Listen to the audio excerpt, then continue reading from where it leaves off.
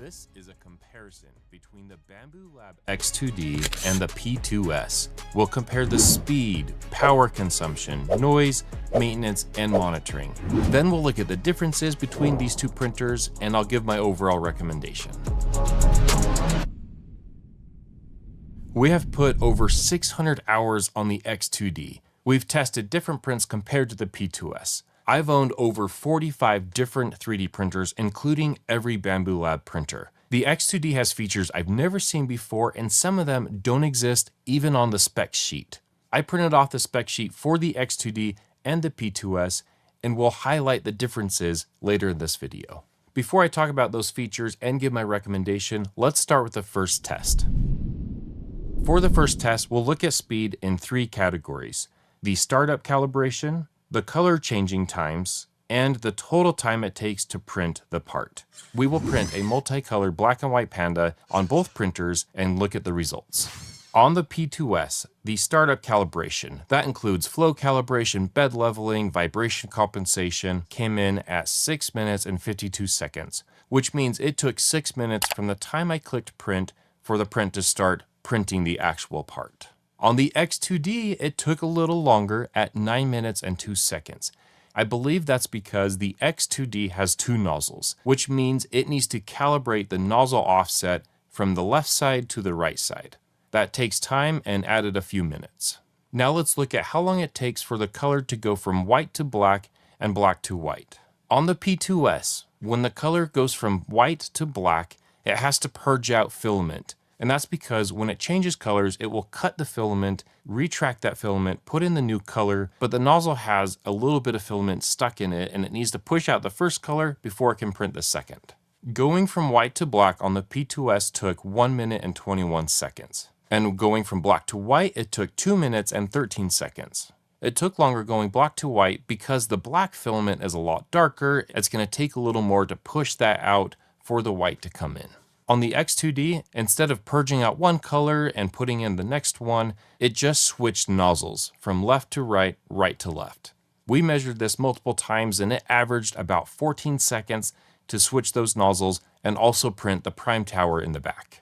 14 seconds! That saves a lot of time and saves a ton of material. Because these pandas have two colors from bottom to top, they are switching out layers and colors every single time, which means the P2S will probably have a lot of waste compared to the X2D. Guess which printer took less time to print? Here's a hint. So this printer finished the panda, and it's on to the next thing, and this one is still going. It has 1 hour and 23 minutes left. That's just kind of crazy. The P2S took 4 hours and 5 seconds to print this multicolored panda. 4 hours! That's a long time for such a small print. The X2D took 1 hour and 37 minutes. That's more than half of the time to print a multicolored print on the X2D. Here's the waste on the X2D, just this tiny bit of purge material, and that was because there was a different color of material in the nozzles before I started the print. But that's it. There's no more waste than that and the tiny tower, which came in at 7 grams. The P2S also had a tower at 7 grams, but in addition to that, it had 55 grams of waste. 55 grams. That's a lot for one print. The total waste on the P2S is 62 grams versus the X2D, which came in at about 8 grams. That's 7 for the tower and less than or about 1 for the purge material. So the X2D has less waste, but how's the quality? Switching from one nozzle to the next, did the nozzle offset calibration work, or can you tell there's separation or maybe layer shifting within those lines? These pandas came out looking identical. I would say the panda from the P2S had a little more stringing, but this printer has over 1,700 hours of printing, so you would expect a little bit of wear and tear. I should have switched out to a brand new nozzle just to be fair, but even then, these pandas came out looking identical and they look amazing. I printed off the spec sheet for each printer and highlighted everything that's different. We'll talk about the most important changes in just a bit. Just a quick note, Bambu Lab is not sponsoring this video. They did send us the X2D pre-release and said, we'd love for you to make a video, but there's no requirements. What does that mean? I can say whatever I want about this printer. I am not held to a script. They have no idea what this video will look like. I'm not sending it to them beforehand to get their blessing, unlike some other sponsored videos like Creality. So these are just the facts with my opinion at the end on which printer you should buy. No scrutiny, no one telling me what I should or shouldn't say. And yes, that does happen with other sponsors. It sucks. Now, if you plan to purchase the X2D or the P2S, we have dropped a link down below for both.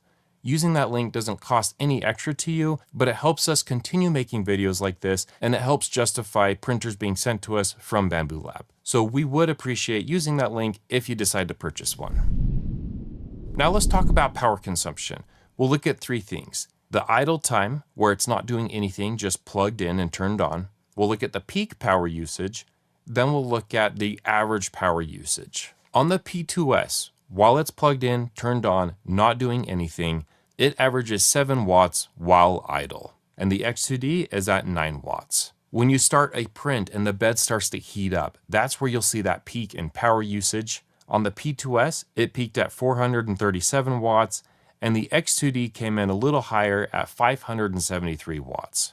And lastly, as the printer's going, how much is it using on average? One thing to note, these were both printing at 55 degrees for the bed, no chamber heating, and the nozzle was at 220 degrees. The P2S came in at 146 watts, and the X2D came in at 175 watts. All in all, these two printers are very similar. We'll talk more about this in a little bit, but they have the same exact chamber, they're using the same nozzles, they're using a lot of the same parts, so it's no surprise they came in similar with their electric usage. We've made a few comparison videos like this already, and we have a lot more to go. If you like this format, please consider subscribing. If there are things that we're missing that you'd like us to add for the next video, please drop a comment down below. Now let's talk about the noise. To measure this, we'll look at the decibel rate from 30 feet away, then we'll go to 10 feet away, and then we'll go right up against the printer. That way, if you plan to have this in an office or in an open space or a bedroom, you'll have a better idea of just how loud they are. From 30 feet away, the P2S came in at 43 decibels. From 10 feet away, it came in at 45 decibels. And up close, the P2S came in at 58 decibels. On the X2D, at 30 feet away, it came in at 38 decibels. At 10 feet away, it was 43 decibels. And up close, the X2D came in at 53 decibels. Measuring decibels is not like a volume on your TV where if you go from 10 to 15, it really is just 15 points. I don't know exactly how it works, but every time you go up even 1 decibel, it's significantly louder. This is hard to show with reports, but listen to both of these printers while they're printing these Huntrix noodle cups that we provide to Sweet Bath Co.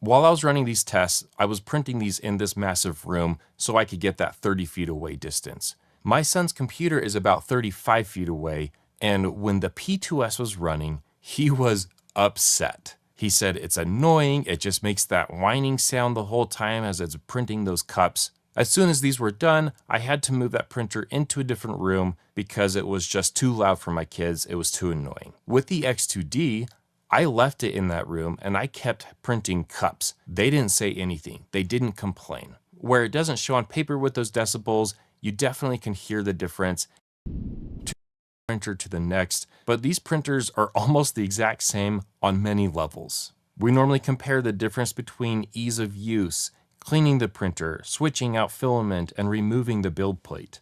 But since these are very similar, I'll just say this. They are very easy to clean. They're easy to change out the filament because of the AMS, and they have one of the best beds to remove and replace. You just use one hand to pull it off and put it back on. Even the nozzles are removed and replaced the same way. You pull off the cover, you pull off the silicone sleeve, you unattach the nozzle, and then you put in the new one and reverse those steps. Bambu Lab has made this so easy. Other companies are starting to integrate easier nozzle switches where you don't have screws, you don't have wires, you just pop one out and pop the next one in. There is one major difference between these two printers, the dual nozzle on the X2D. With the X2D, unlike a lot of printers today where they are called a direct extruder, on that right nozzle, it's a Bowden extruder, which means the extruder itself is on the back of the printer. This was kind of wild for me to realize. I was surprised that Bambu Lab created this hybrid approach where the left nozzle has a direct drive extruder on that left side on the print head, and the right nozzle has an extruder that's outside of the printer and pushes that filament into the Bowden tube or the PTFE tube to print on that right side. There are some advantages and disadvantages to this. We'll talk about them in a minute, especially one con that really does surprise me. But with that being a Bowden tube, does that mean the quality is less? Does that mean that right side doesn't print as well? Take a look at these handles.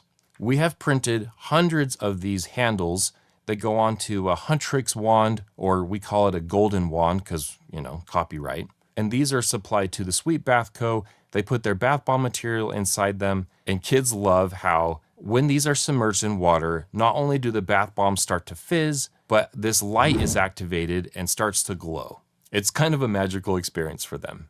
These wands glow in the dark. You can see the words golden. Those are glow-in-the-dark filament. They're more abrasive, but I used them in the right extruder and they worked really well.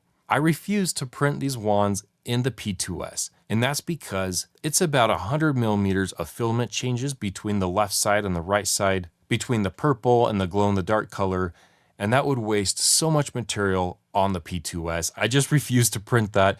Even for a video, it's just so much waste, and I worry I wouldn't be able to recycle that back into a filament recycler, having mixed between the glow-in-the-dark filament and purple. So I didn't even print them on the P2S. After the design experience, you can create miniatures of people, ornaments, flexi toys, and so much more.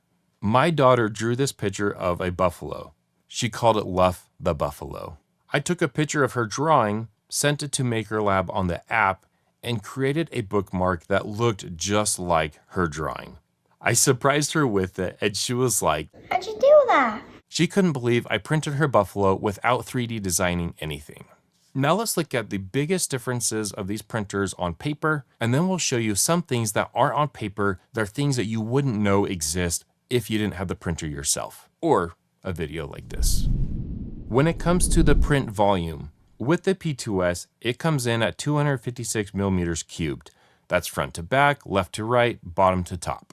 With the X2D, it gets interesting. If you're just using the left nozzle, it's almost the same as the P2S, where it's 256 by 256, and then the height is 260 millimeters. We got 4 millimeters, whoop-de-doo. If you choose to use the right auxiliary nozzle, it comes in at 235.5 millimeters from left to right, and then 256 millimeters deep and 256 at the height.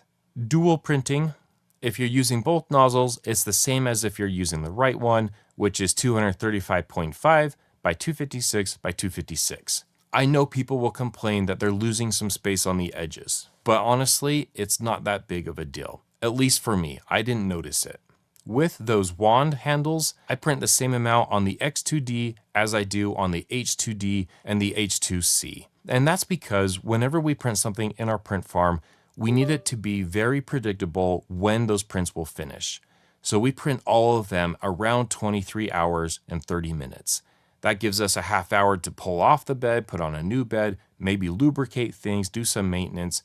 And that way, every single day at 7 p.m. or 7 a.m., whatever time works best, we are starting and refreshing all of our prints. I could add a lot more wands to the H-series printers, but that would take us over 24 hours, and it would be harder to predict when I could change these out. So for me, having a few extra millimeters on the sides really doesn't make a difference. And on the outside of these printers, they are the same box. I'm pretty sure they're the exact same in every other way, with exception to a few components inside of the X2D, and we'll talk about those in just a minute. Looking at these spec sheets, here are the items that stuck out to me that I feel like should be mentioned. The net weight on the P2S came in at 14.9 kilograms or 32.85 pounds. And on the X2D, it came in a little heavier, 16.25 kilograms or 35.83 pounds. I believe the difference on the X2D, and there's a spoiler alert here, is the external extruder. That thing has to weigh probably a pound or more. And then it also comes with an external exhaust fan. That probably weighs a pound or more as well. Speaking of the auxiliary extruder, the P2S doesn't have one, and I don't believe there's any plans for that to be an upgrade in the future. And the X2D obviously has one included.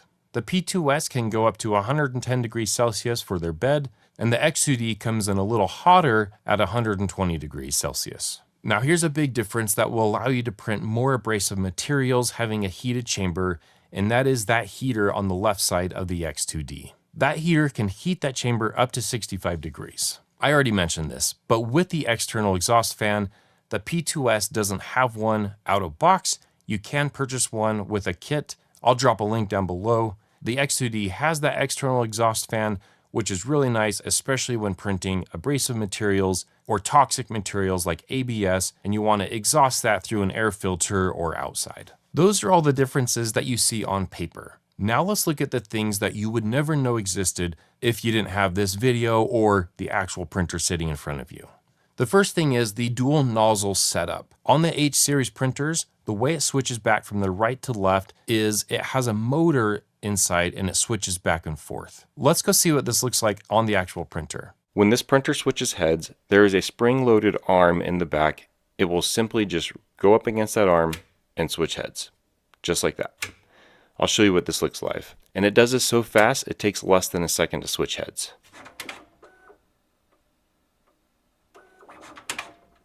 It's so fast. Something else I couldn't find on the spec sheet are the upgraded belts. With the P2S, it comes with a standard 2mm belt. Where's that 2 millimeters?